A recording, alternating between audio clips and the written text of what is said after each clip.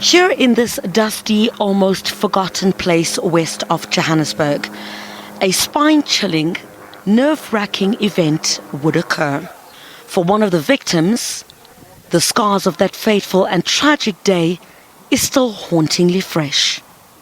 A video shoot became a literal minefield, a nightmare of epic proportions.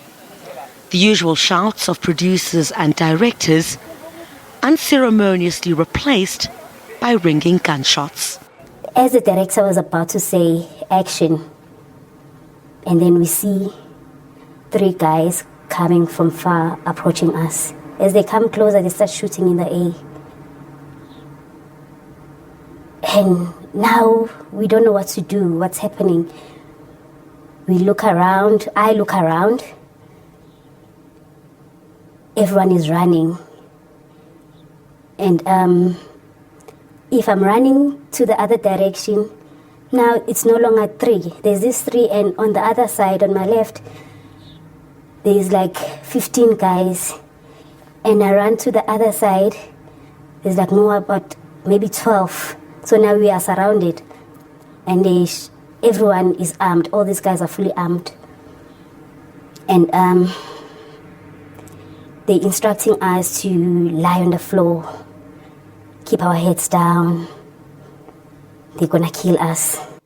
After being stripped and robbed, this victim, speaking anonymously, says she thought it was the end of their ordeal.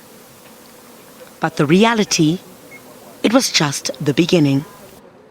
It started around, the sun was still out. Until now it's getting darker. This nightmare is not ending. Crying, we've cried, I was crying, now it's not stopping. We've prayed. And then they start taking girls one by one and raping. And there's ditches there, so they take one girl and put her on the other ditch, and then they rape. And multiple of them, they didn't care. They just didn't care.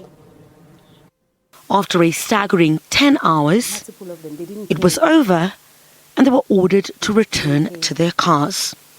On the road, they flagged a passing police vehicle, and the nature of the ordeal and the screaming headlines spurred police to action. Not long after, more than 80 people were nabbed during an exhaustive police sting. But there's a snag. Currently, the men in the dock have only been charged with being in the country illegally. I know they've been arrested, they've been made, but I feel like we are forgotten.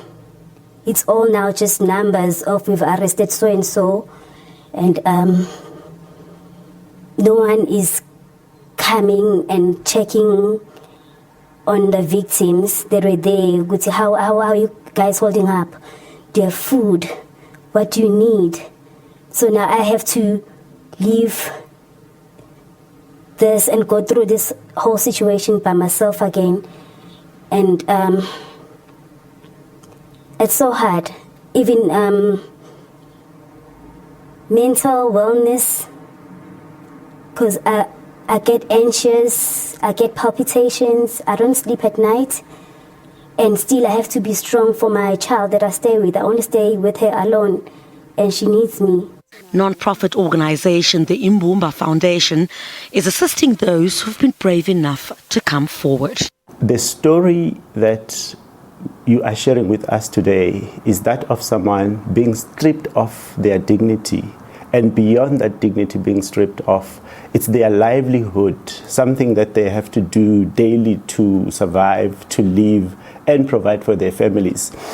So with that background, Bumba Foundation is really hoping to bring on board different partners to just provide some of these ladies with their business kit. I mean, if someone lost a makeup kit, which she rightfully said that it took her years to build and then it was destroyed within a second.